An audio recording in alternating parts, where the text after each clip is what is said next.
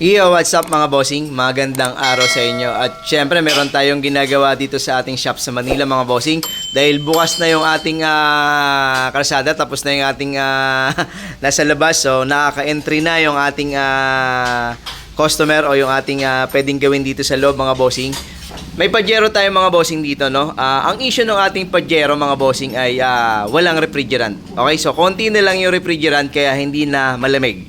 So, may history naman yung ating pajero o yung ating aircon na nagpa-load o nagpa-load siya ng refrigerant. Tama ba, bossing? Mga 1 month? Okay, so 1 month ago, nagpa-load siya ng refrigerant, mga bossing. So, ngayon, nawala ulit. So, may nakita kaming leak, mga bossing. Yung primary check-up natin, nag-leak test tayo ng system. Okay, bago ang evaporator, nasilip na namin yan. Nag-leak test kami at nakita namin ang leak ay naka-compressor, mga bossing.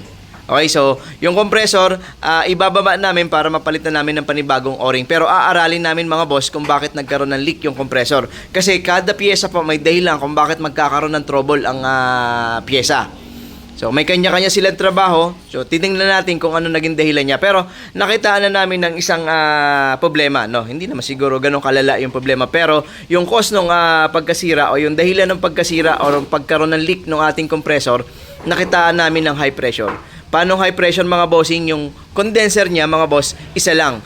Ang pajero natin, kung meron kayong pajero, dalawa ang condenser. Isang nakatabi sa radiator at isang nandito sa ilalim nitong bull bar o ng bumper natin mga bossing. So, dalawa sa 15C mga bossing kasi dalawa dapat ang condenser. So, ngayon dahil ito'y Japan version, isa lang yung condenser na nakakabit sa kanya.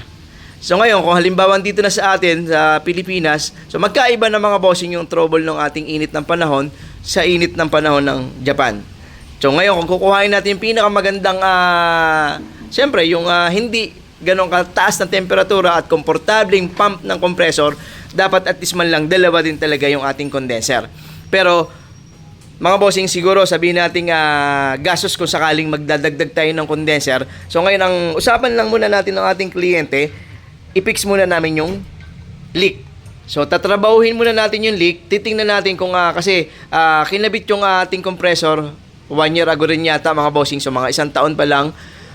Second hand din naman. So, hindi rin niya alam kung napalitan ng mga o-ring yun. Baka naman sabihin natin luma na rin yung o-ring. Hindi na niya kinaya yung init ng temperatura kaya bumigay siya. So, gagawin muna namin yon. Tapos, papaobserbahan natin sa ating kliyente. At mamaya mga bossing, titingnan din natin dahil meron naman din tayong basihan ng ating temperatura kung merong high pressure o wala. So, tingnan natin niya mamaya kung gaano kataas yung ating low side saka high side para malaman natin kung talagang kailangan niya mag-backup ng isang condenser. Pero, kagaya ng sinasabi ko, ang pajero, dalawang condenser. Isang maliit na sub, isang malaki. Sa 15C na compressor natin na denso mga bossing. Pero, trabahuhin muna natin yung problema, aralin natin mamaya kung kailangan talaga niya mag-top ng condenser. Pero meron na kaming binigay na quotation sa ating kliyente kaya tingnan na lang natin kung ano magiging decision at advice niya sa atin, no? O yun lang mga bossing, pajero lang tayo dito at pwede na tayo dito sa Manila mga bossing pwede na yung karsada natin.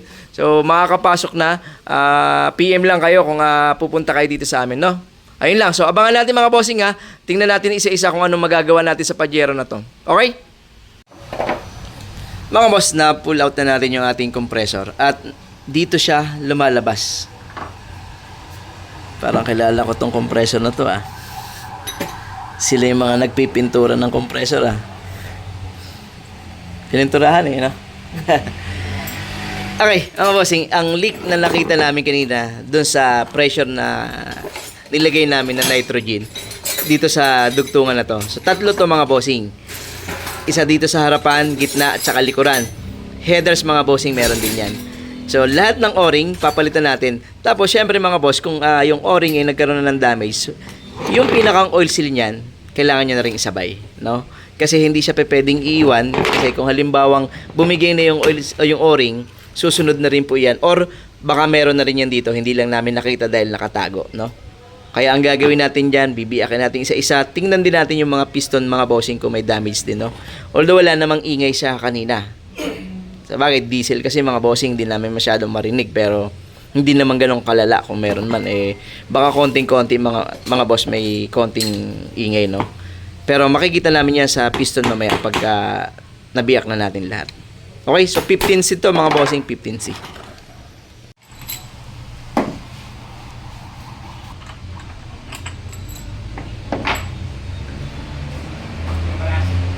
Tcharan!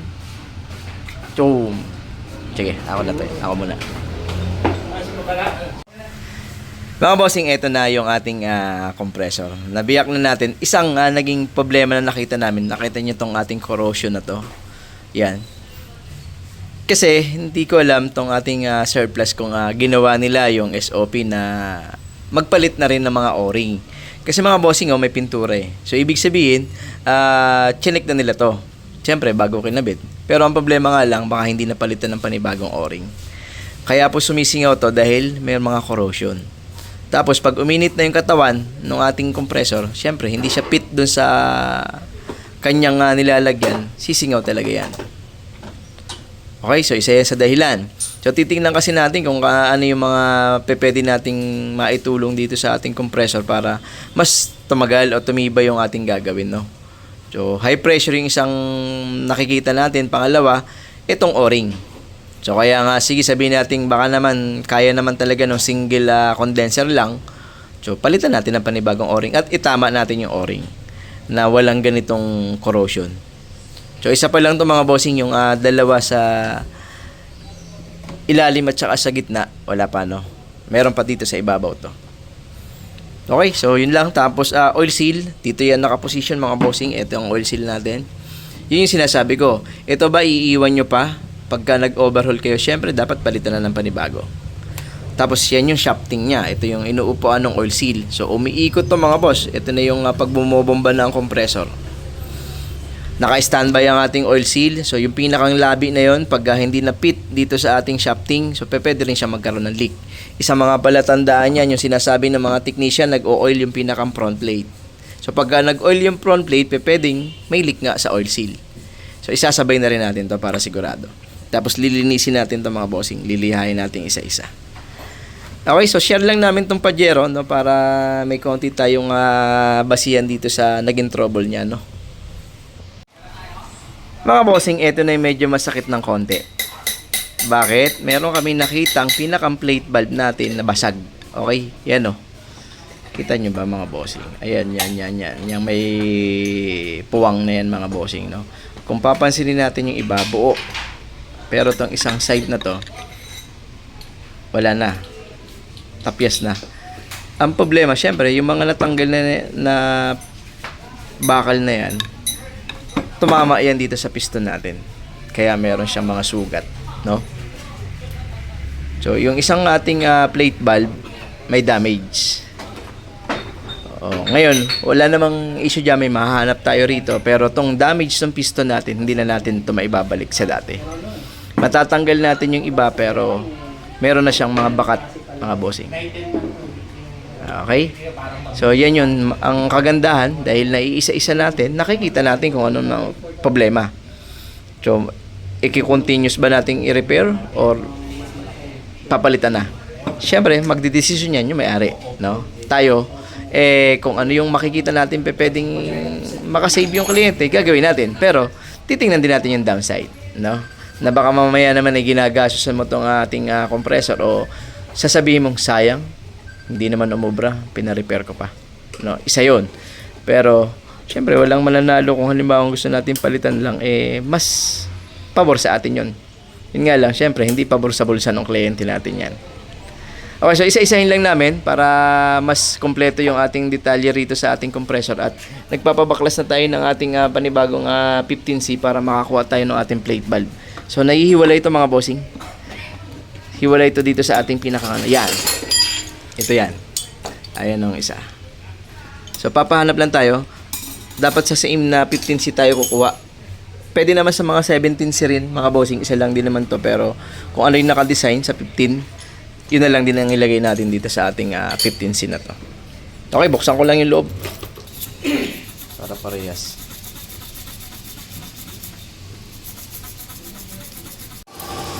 Okay, mga bossing, ito na yung ating plate valve na gagamitin. So, lahat ng set ng ating plate valve, kukuhain na natin, no?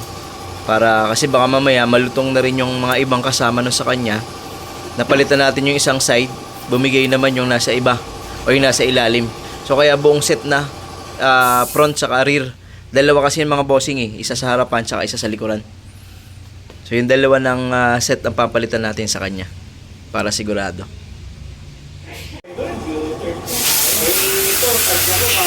Talagang binabaklas nila ito. Mas chap-chap pa nga sa Davao yata yun.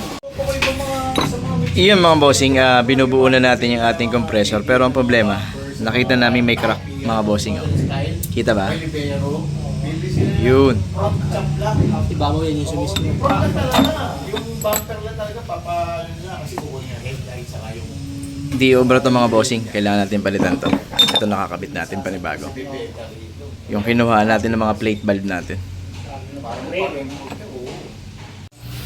Okay mga bossing, buuhin na ulit natin yon. Nagpalit na lang talaga tayo nitong ating may tama. Hindi talaga obra. Wala kasi ako kanina, nung binuo nila, may lumalabas pa ring leak. Bukod dun sa sinasabi natin yung o-ring na may issue, no? May tama talaga yon. Siguro hindi napansin to nung nagkabit dati. Kasi pabalik-balik na rin daw naman siya sa paggawaan. O dun sa nagkabit. Okay.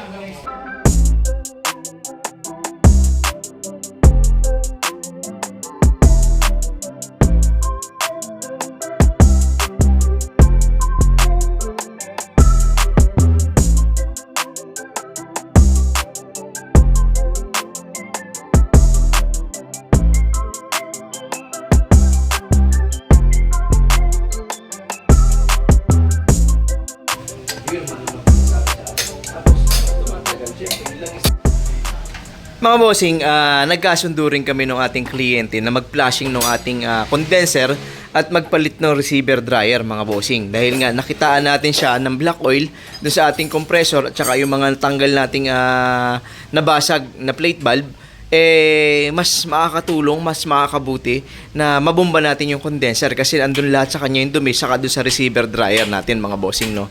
Hindi na natin ipapasokin yung loob kasi nga habang dumadagdag yung ating trabaho, dumadagdag din yung ating expenses mga bossing. Hindi naman pwedeng libre, no. So nilibre na nga natin yung ating plate valve, yung ating shafting ng compressor.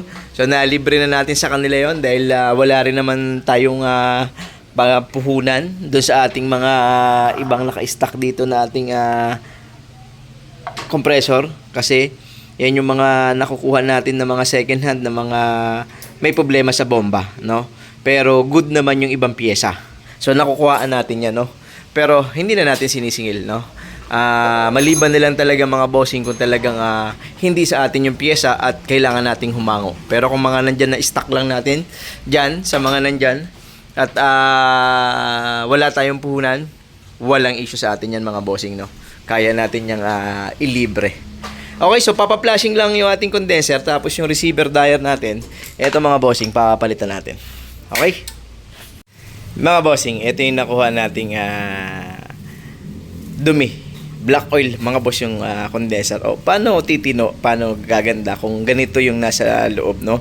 Ngayon mga bossing, yung decision kasi talagang nasa inyo o nasa kliyente. Kami mag-a-advise kami ng tama. Pero yun nga lang, hindi nyo kami pwedeng sisihin kung halimbawang, na-repair mo na yung compressor, bakit nagkaroon pa rin ng trouble? Hindi po titibay ang isang aircon, hindi gaganda ang lamig ng isang aircon kung may problema pa yung ibang system. Yan, ganito, nakuha nating laman sa loob, mga bossing. So kung hindi niya pina-flashing yan, pabor sa amin mga boss. Bakit? Sisinga ulit yan at magkakaroon ulit siya ng problema sa response ng lamig mga bossing. No? So kaya kung talagang nakikita nyo naman na tamang advice ng mga technician, try nyo paggawa na, no? Kumbaga, dependihan nyo rin naman kasi may mga technician din naman talaga na nagpapalit o nagsasuggest naman na hindi naman talaga kailangan. So, pero pakiramdaman nyo naman kung tama naman yung sinasabi ng mga gumagawa, doon tayo sa tama, no? O parang ano lang yan, basta tama, kampi-kampi tayo ha, mga bossing. Okay? Yan na yun. Now, kulang pa, pa-flashing pa namin. Kailangan at least luminaw tong lalabas na to, no? Sige.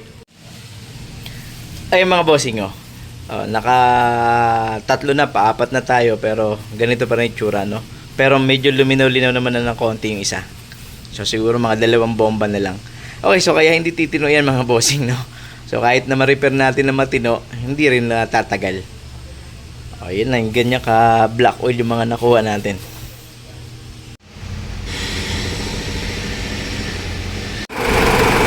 Mga bossing, nakapag-load na tayo ng refrigerant dito sa ating Pajero at nilabas na rin natin mga bossing. Tingnan natin kaso medyo yung ating araw tumakip na ng konti doon sa ating building pero at least nakalabas na rito. Ang maganda nakita naming reading mga bossing, 175 yung ating high side, nasa 31 yung ating low side, 32 mga bossing. Okay, so sa ngayon wala naman siyang sinasabi. Based sa reading natin ng gauge, wala siyang sinasabing high pressure, no? At nakatulong yung pag-flushing natin doon sa system o doon sa ating condenser para mawala yung mga black oil na nakatenga doon sa ating condenser mga bossing. Pati yung receiver dryer natin, syempre, bago yan. Okay, so ang problema naman namin ngayon, pagka nag-automatic yung compressor, hindi naman namamatay itong pan. Pero pagka pinatay mo sa loob yung switch, namamatay yung pan. So babaguhin na lang natin yung electrical mga bossing para makapagpahinga naman yung ating compressor, yung ating pan, sorry. Okay, kasi ang mangyayari, hanggat hindi mo pinapatay yung switch sa loob ng ating 1, 2, 3 doon, hindi namamatay itong pan. So dapat pagka nag-off ang compressor, off din itong pan. So sa linya lang to may problema mga bossing, papahanap na lang natin. Okay, tas obserbahan namin, kuhaan natin ang lamig sa loob kung hanggang saan na yung lamig. Okay? Ayun mga bossing, naka-cut off yung compressor natin, patayan, pero gumagana pa rin yung pan.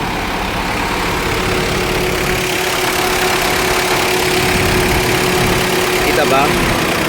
Eh, gumana na ulit. Ayan, gumana na. So, hindi nag-o-off tong ating pan. May problema tayo sa electrical. Okay, so sasabay muna natin yan sa aircon. Ayan, naka-engage yan eh.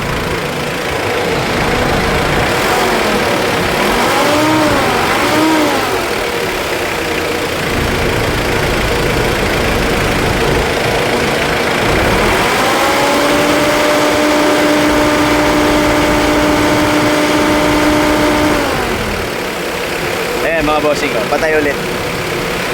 Pero hindi pa rin siya namamatay. Okay sana yung ganyan mga bossing, kaso kawawa naman yung pan. Bug-bug masyado yung pan natin, wala siyang hintuan. Kahit na mag-off yung compressor, hindi rin siya nag-off. Ayan, naka-off yan, oh. Yun, nagumana na. Kaso ito, wala pa rin response. O yan, trabahuin muna natin to mga bossing.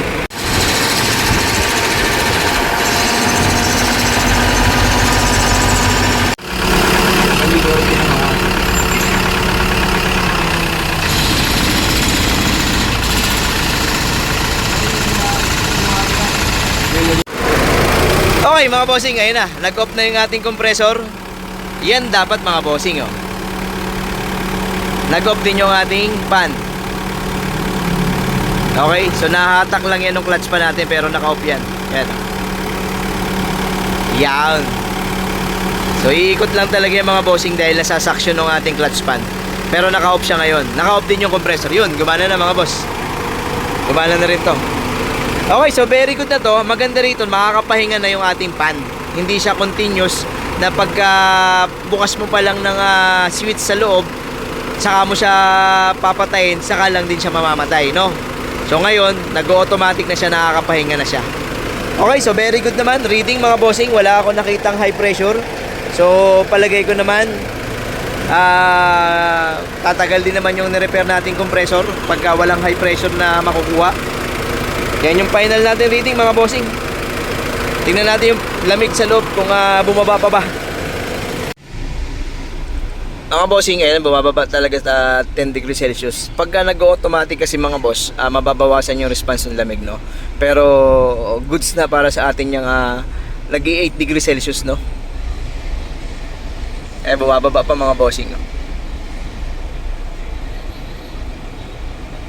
Okay, ayun lang mga bossing. At share lang namin sa inyo itong ating Pajero. So papaalam tayo sa ating kliyente. Hindi ko rin natanong kung taga saan to, pero kausapin natin mamaya. Okay? Okay mga bossing, goods na yung ating Pajero. At syempre papaobserbahan na lang natin sa ating kliyente. At magpapasalamat tayo syempre sa ating kliyente kay Sir Arnel. Ayun o. Salamat boss. Taga saan nga bossing? Pasig. Pasig. O to, taga Pasig. Marami daw manggagawa ron, no? Pero dinayo tayo ni Sir Arnel, kaya syempre malaking big salamat, respect sa ating mga kliyente. Ayan Sir Arnel, salamat mo na marami. At yun, update nyo kami kung anong mangyayari sa ating ginawa, no? Okay. Thank you. Ayun na mga bossing, maraming salamat sa inyo. Siyempre, ingat lagi at God bless sa ating lahat mga bossing. Thank you!